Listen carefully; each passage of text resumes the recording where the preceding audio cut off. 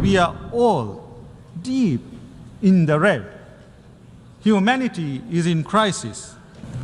Mr. President, Mr. Secretary General, Assalamu alaikum and good afternoon.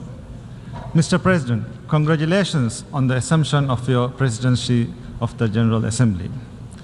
Our appreciation also to your predecessor for his strong leadership. We extend our gratitude to the Secretary General for his tireless efforts in steering the Secretariat.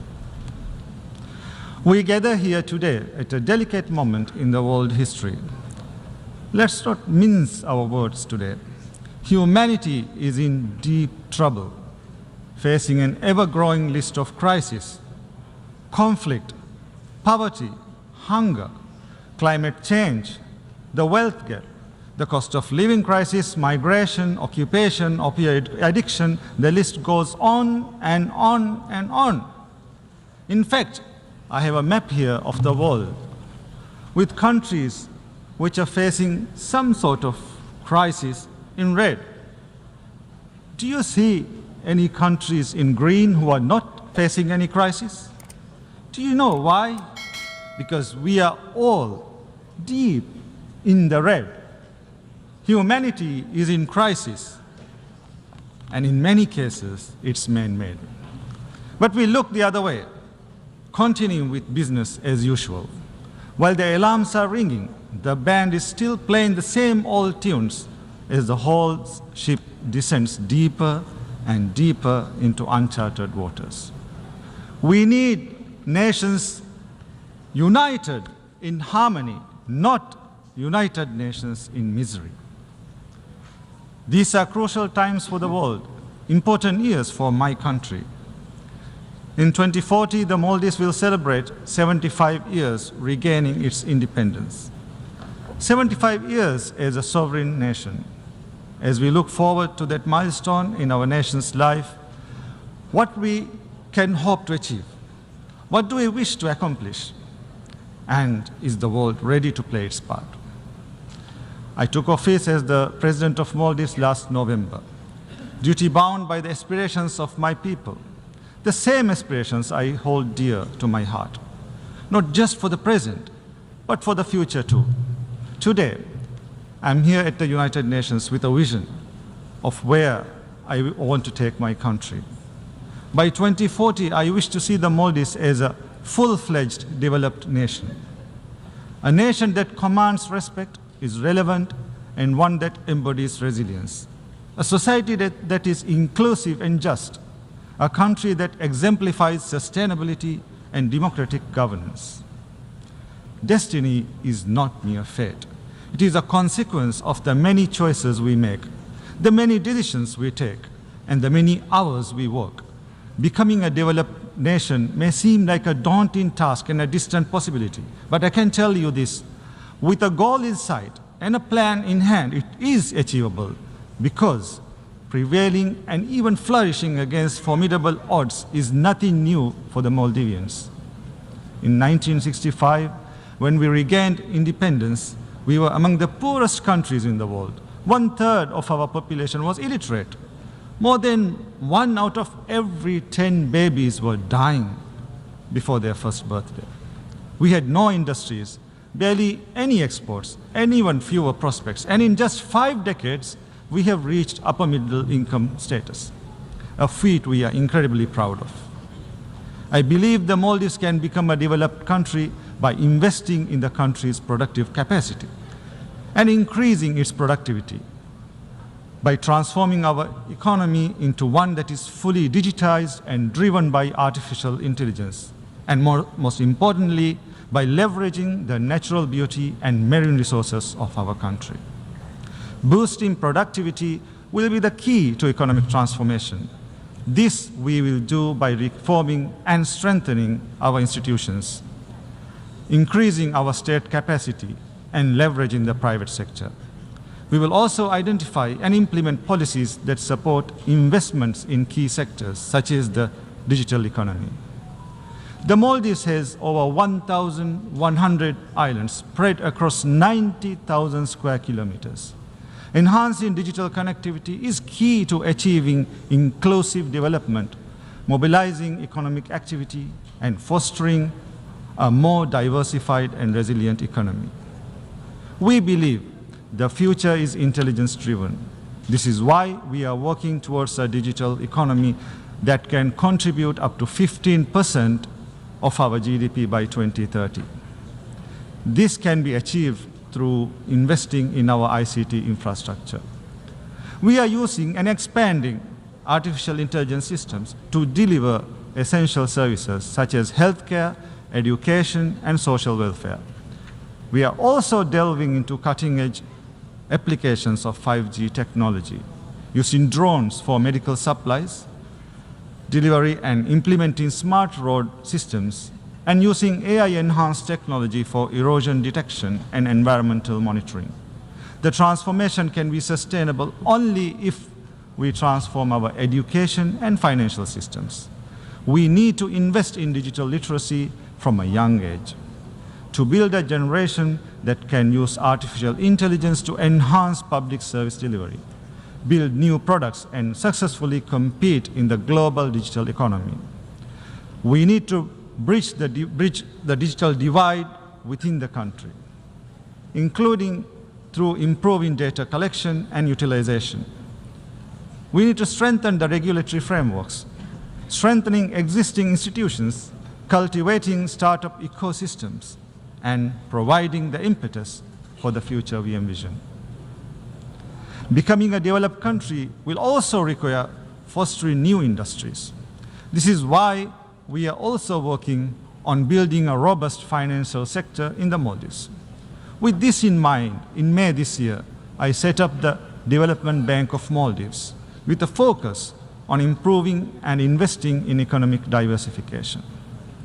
The result we desire is inclusive development, where equality of access to opportunities is guaranteed, where women and young people play key players in development, not mere spectators, and where every Maldivian citizen has adequate housing.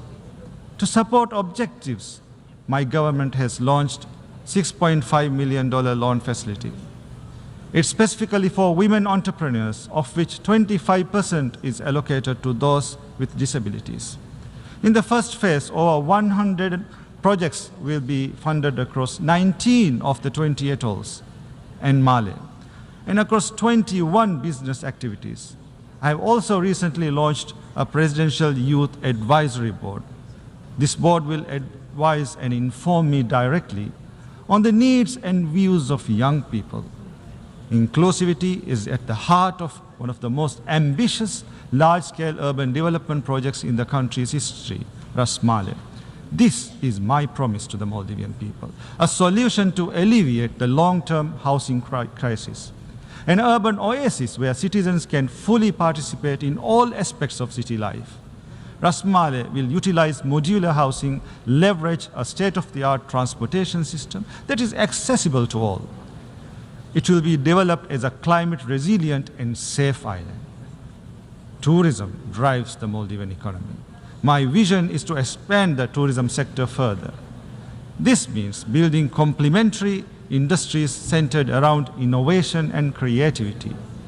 This means more sustainable and construction practices emphasizing on green and sustainable tourism. We are also expanding our main international airport, our air connectivity, and the fleet of our national airline. These steps will support the expansion of the tourism sector and at the same time generate more revenue for the country.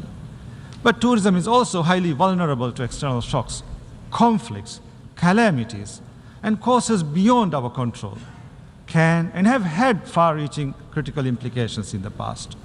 We need the international system to anticipate and address these threats. Threats such as armed conflicts, terrorism, violent extremism, transnational organized crime, climate change, ocean degradation, crimes that transcend national borders. Part of addressing these threats is to safeguard and protect people's fundamental rights.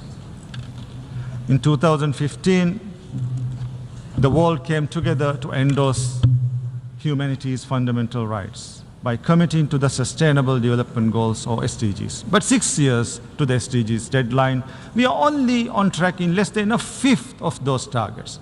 In June, this organization, the UN, issued a report saying the world is failing to deliver on Sustainable Development Goals. This week, we agreed on a pact for the future.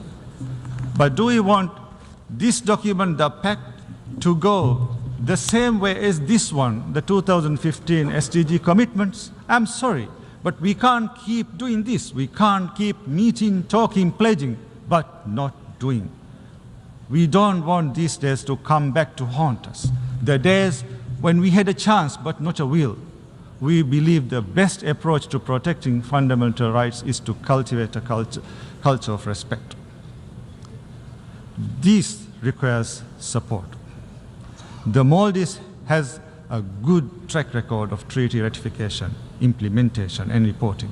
We champion the right to environment because we are keenly aware of the consequences of environmental degradation. We also believe that violation of a right by any country, large or small, rich or poor, with powerful friends or not, must not be tolerated. This is why the ongoing massacre, the genocide by Israel in Gaza, is a travesty of justice and the international system. The repeated destruction of homes, hospitals, schools, humanitarian infrastructure, the repeated cycles of killing of men, women, children, babies, thousands upon thousands. The world is struggling to process the deaths of so many civilians in Gaza, and now Israel raids Lebanon, claiming hundreds more civilian lives there. Their cries haunt anyone with humanity. Their tears bitter our conscience. Israel's targeting of journalists, the eyes and ears of humanity, the killing of journalists, Palestinian journalists, Lebanese journalists, Al Jazeera journalists, the closure of Al Jazeera officers. How can we interpret this as anything other than brutal attempts to prevent the world from knowing about the crimes taking place? Israel must be held accountable for these acts of terrorism, for these violations of international law and UN resolutions. We must accept a sovereign and independent Palestinian state on the pre-1967 borders with East Jerusalem as its capital. We welcome the decision to seat our brothers and sisters from Palestine with us here in the General Assembly for the first time instead of behind us. Now we must ensure that Palestine becomes a full member of the UN. Mr. President,